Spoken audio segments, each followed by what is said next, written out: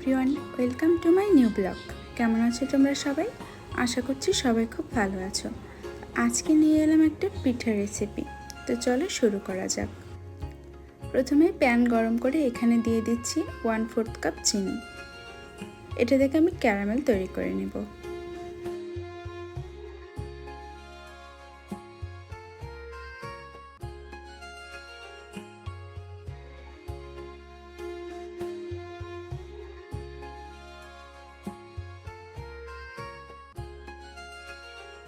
ক্যারামেলটা এরকম brown colour হয়ে আসলে এর মধ্যে আমি অ্যাড করে দিচ্ছি 3 কাপের মতো দুধ।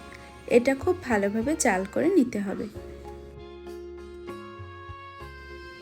আবার আমি অ্যাড করে দিচ্ছি 1/4 কাপ চিনি আর দিয়ে দিচ্ছি 2টো থেতো করা এলাচ। এবার খুব ভালোভাবে নেড়েচেড়ে নিতে হবে যতক্ষণ না পর্যন্ত ক্যারামেলটা গলে যায়।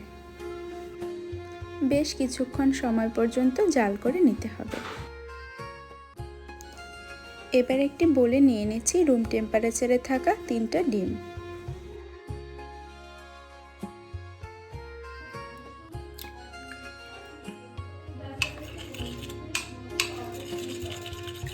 এগুলো খুব ভালোভাবে ফেটিয়ে নিচ্ছি। এ পর্যায়ে আমি নিয়ে নিচ্ছি 1 কাপের মতো সুজি। সুজিটা ধীরে ধীরে ডিমের সাথে মিক্স করে নিতে হবে।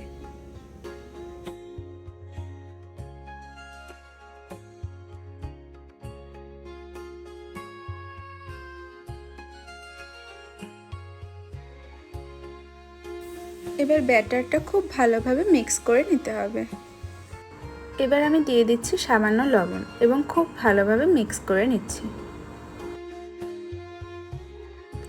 এখানে দুধটা একদম রেডি হয়ে গেছে। এ পর্যায়ে দুধটা নামিয়ে নিতে হবে।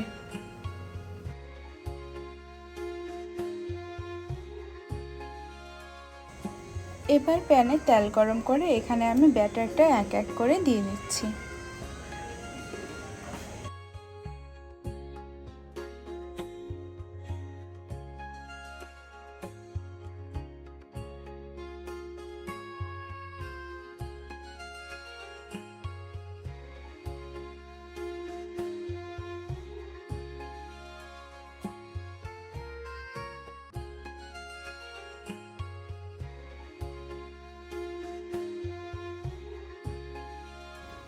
পিঠার এক সাইড হয়ে গেলে অন্য সাইড উল্টে দিতে হবে।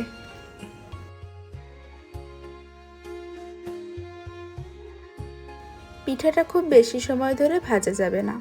এ পর্যায়ে আমি পিঠাগুলো নামিয়ে সরাসরি দুধের মধ্যে দিয়ে দিচ্ছি। পিঠাটাও গরম থাকবে এবং দুধটাও সামান্য গরম থাকা অবস্থায় পিঠাগুলো দিয়ে দিতে হবে।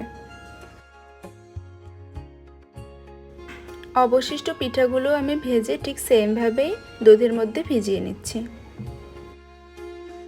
এবার পিঠাটা ঢাকনা চাপা দিয়ে রেখে দেব 2 ঘন্টার মতো। 2 ঘন্টা পরে ব্যাস আমাদের পিঠাটা একদম তৈরি। রসালো এই পিঠাটা খেতে খুবই সুস্বাদু। আমি তো মায়ের জন্য তৈরি করেছিলাম। আপনারাও বাসায় একবার ট্রাই করতে পারেন। রেসিপিটা ভালো লাগলে অবশ্যই লাইক কমেন্ট করে জানাবেন। শেয়ার আর ফলো দিয়ে অবশ্যই পাশে থাকবেন। Thanks for watching. টাটা।